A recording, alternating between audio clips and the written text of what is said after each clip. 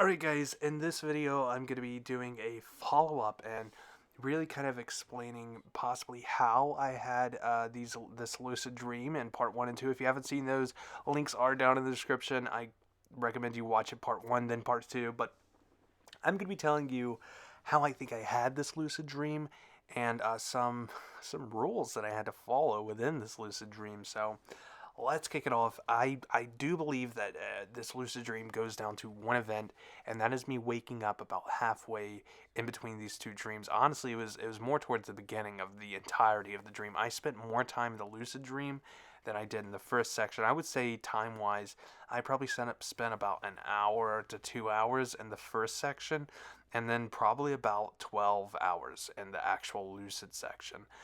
So I do believe me waking up and kind of drifting in and out and then going back into a deep sleep kind of helped me grasp reality a little bit. And I think that is how I was able to. But I'm going to tell you guys some rules, and then at the end of the video, I'm going to summarize everything I did this day, today, the day that I had the lucid dream, to kind of maybe if you're working in psychology or something, you can give me an answer to some of these questions. But rule number one of the dream, of the lucid dream, that is, I cannot change the way people looked. Only their hair color and their clothes, and yes, without clothes as well.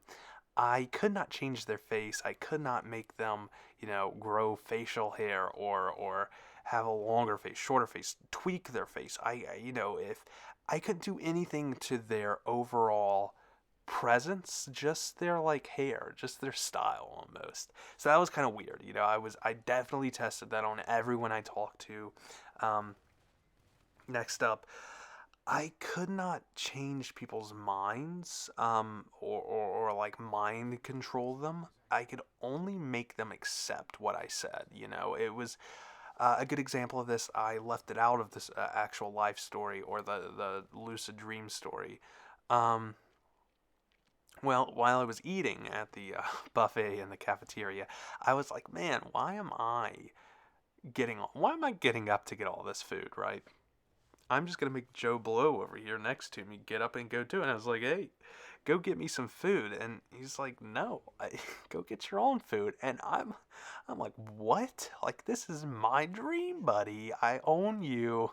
And then I told him, I was like, hey, you're gonna go get me food. And he kind of stopped for a minute, just like that other guy did. And I think it's kind of weird. Maybe everything has a predetermined exit, or complete loop, and you can throw them off of the loop, but you can't make them completely change the loop. But I was like, hey, you're gonna go get me my food, buddy. I kind of own you. He was like, okay, yeah, that makes sense. And he didn't get me my food, but I was very frustrated, and then I was just like, man, I can just spawn food in front of me, right? So next up, I could only the people that were in the lucid dream are only people that I've previously seen, and I touched on this in part 2. I was able to, not on everyone, but on some people, I was able to find where I met them at, like literally have the memory of meeting them for the first time. And a good example of this was a few weeks ago. I said this in the video, but I kind of bumped into this person. I kind of like locked eyes in Walmart. Just something weird, right? I don't even remember like at all. But like I don't remember them. I don't remember the Walmart before this dream. But it's like in the dream, and now because of that, um, I just remember like I looked at them and I was like, hey, I just saw you. We like locked eyes in Walmart a couple of weeks ago. And it was just mind blowing that I was able to source that information in a dream. And, I could have been wrong. I mean, it feels right now because it was a dream, and everything in that dream feels extremely real, guys. Everything felt real. Like the sense, all of my senses were active, and I could intercept anything and everything, and it was an amazing experience. But I just kind of knew who these people were. I've seen them before, and I knew that in the dream. No one was new to me. I was like, oh hey, who's that person? It was more like, oh yeah, I know who that is, or I remember that. I've seen them before, right? Next up, I could not make an exact large-scale model of anything. In the story I kind of told you about, I went home and I tried to make my house exact to the T of how I remembered it, and I felt like I was losing my power almost, like I was losing the ability to lucid dream. So I got out of there, and like I said, I flew back over to the school, but underneath me, the landscape, the area, was not the same of my house. I was like, maybe I could change this, and I tried so hard, and I was able to get some pieces, but like literally there was a swamp in one place and then like snow in the other. It wasn't working for me, but the closer I got to school, or to the building I call school, I was able to change everything, new creations, it was able to come up. But next up, this one's kind of weird too. So, like I said, Emma Stone made an appearance in the stream, and I was not able to control her at all. I wasn't able to make her accept anything. I wasn't able to change her hair color, her outfit, anything like that. She was just as she came, and I tried. I tried to use my lucid ability to its full, and it was almost like she was immune. Now, I kind of see this as maybe I have like a bulletproof, like, guardian, what is it?